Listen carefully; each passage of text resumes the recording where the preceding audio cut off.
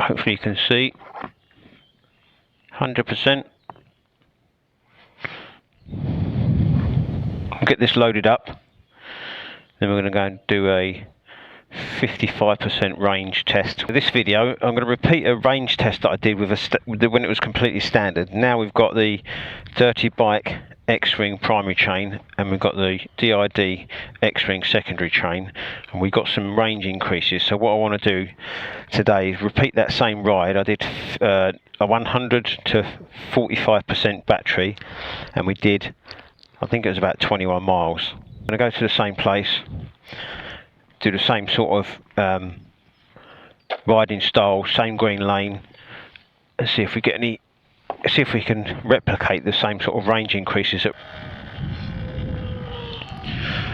I've come out of the town because I did this last time. I want to do this hill, try and keep it the same, but they've done some more stuff to this track now. That middle bit, that bit in the middle's new. There's some good stuff going on there. If you're into motocross, Raider Motor Club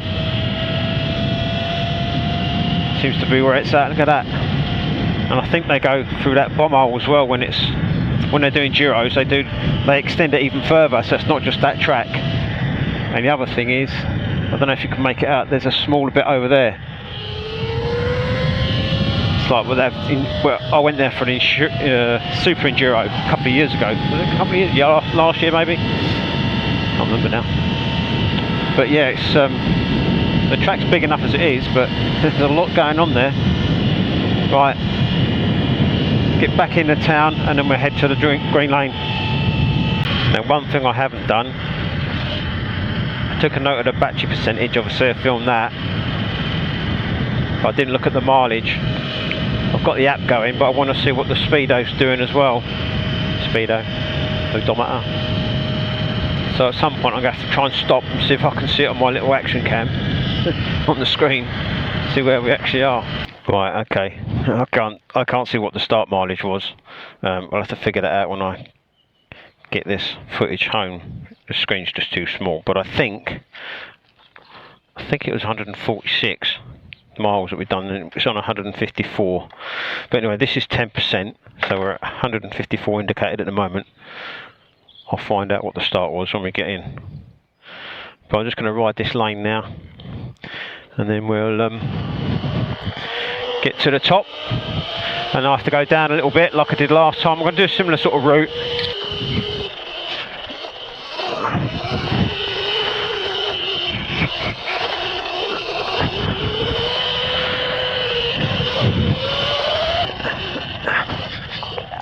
I like the awkward bits, I don't know why. Some sort of sadist, I think. Oh, we're going down. That's it.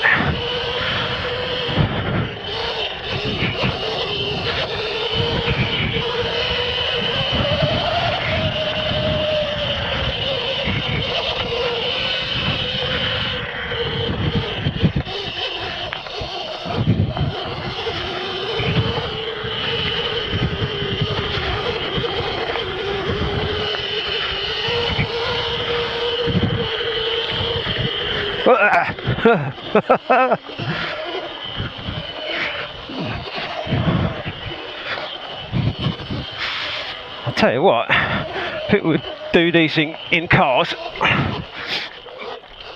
I should imagine that's a bit of a workout.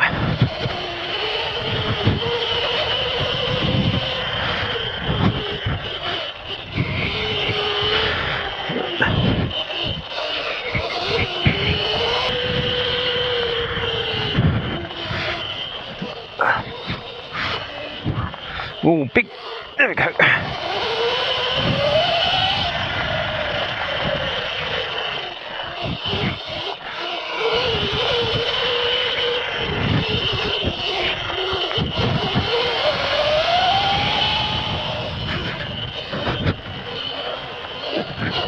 Oh, it's slippery today. I don't know why. Oh, look at this one. What, we're going up here?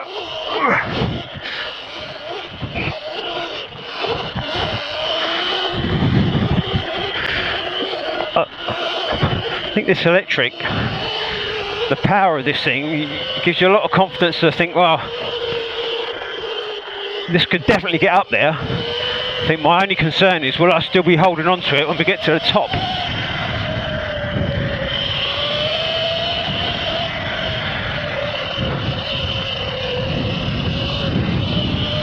I think my next modifications for this will be the 2118, a new set of wheels, because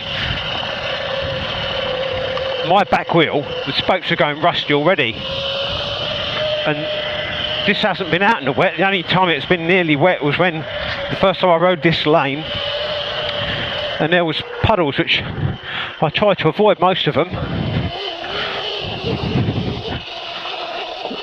and it didn't get put away wet, and it lives in a heated shed, so it's not like it's, you know, outside. It's all secure and warm, nice and cosy. So why that's going rusty, I don't know. Same with the standard chain. Oh wow. The standard chains are horrible, really, considering it's only done 80 miles. Really disappointing.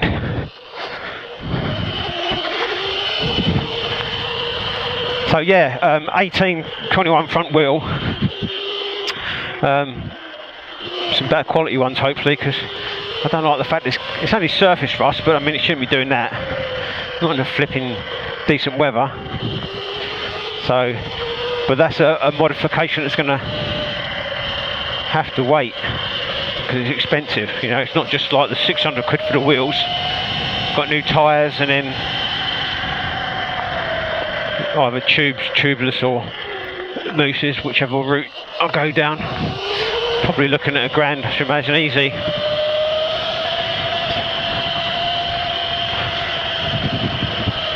But a rear brake, I'm having an iron about that, because sometimes I think, oh, it's quite handy to have it on your levers, like a bicycle. But things like if you stop on a hill, whereas normally you just sit there and put your foot on the brake, you can't do that because it's not there.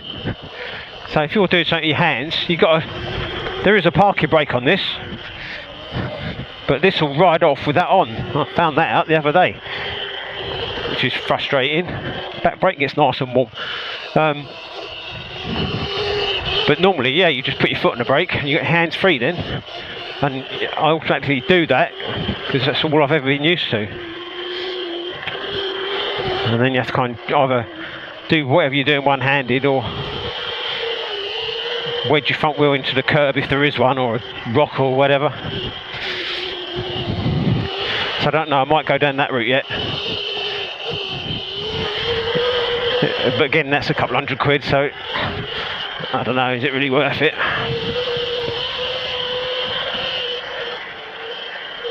But so far, all the modifications I've done, the number plate bracket, aesthetically that's the nicest thing I've done.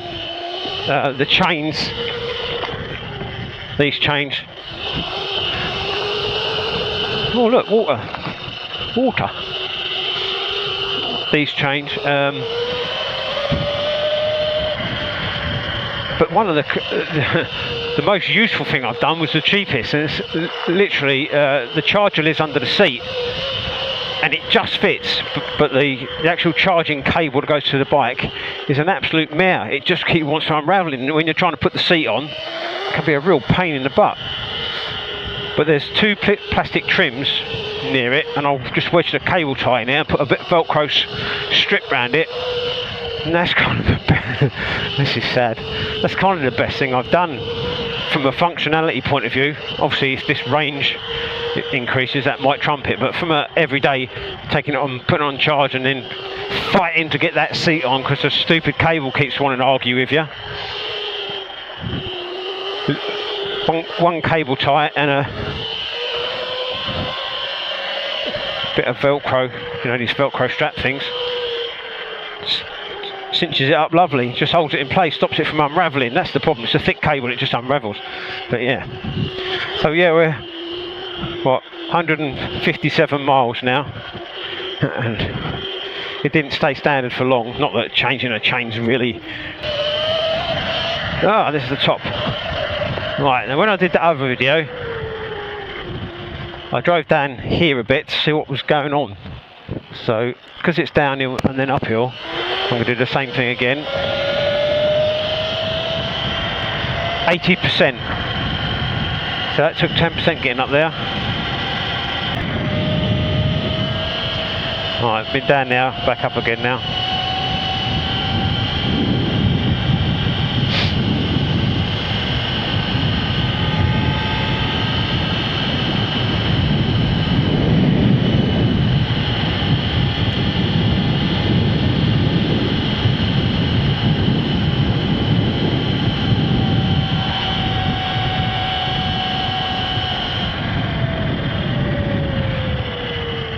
Here's the start of the descent.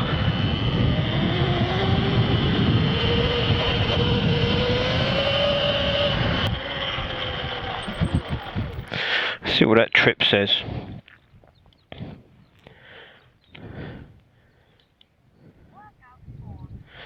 .59 trip, 11.7 miles. Right, okay, 11.7 miles. We're on 77%. I do like this lane. It's not long, but I think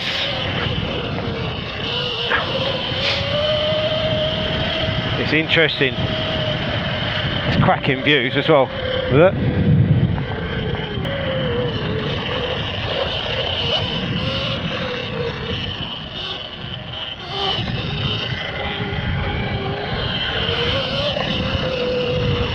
Good guys. I'll tell you what, I bet I'm having an easier time of it than them. I could probably turn around and catch them and get them to the top. See, this would be savage in a car.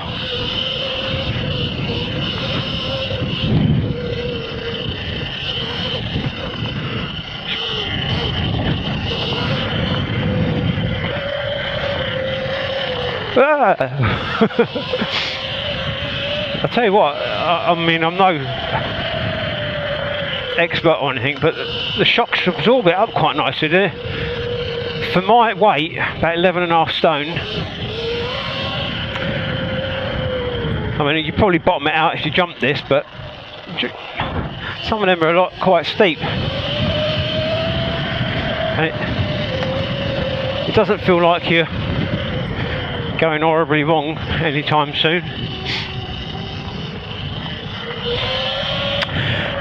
Yeah, I sorted the trip meter out. A weird thing is when the battery is above 95 or 95%, you can't see the trip meter. So when I looked at the 100% battery, I reset the trip, thinking, oh, that'd be an easy way to do it, which is why I didn't even think about looking at the mileage. But then you can't read it until the battery's gone down a bit. Who thought that was a good idea? I don't know. It's just odd. you think, oh. Right, this is the trouble. You can spook these quite easily because they can't hear you coming. 14.2 miles we've done. Oh, okay, 14, and we've got that's in 25%. So we've still got 30 to go. Just thinking where I need to go. Because when I did the original run, I did it all on roads, and they're all kind of fairly flat. I avoided the hills just to see how it would go. So I'll try and do the similar sort of thing again.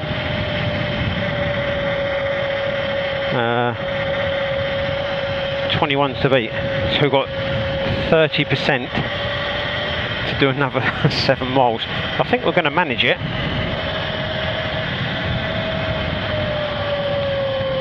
I'm fairly confident that if you want to extend the range for cheap, well, I say cheap, still need 200 quid, well, probably a little bit more than that.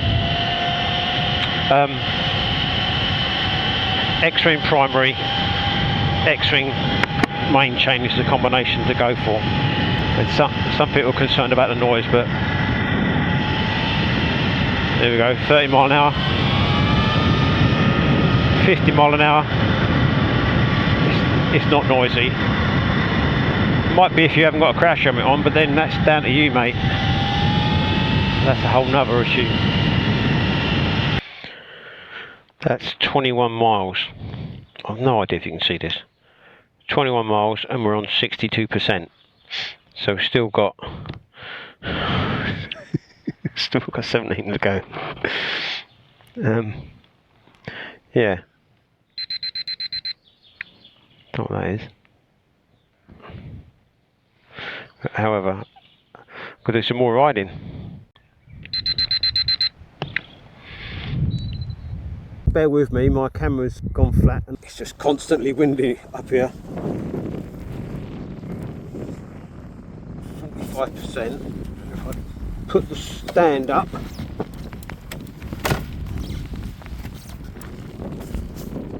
there we go, that's the trip. So we've done 30.2 miles. So that is nearly, I don't know why it does that.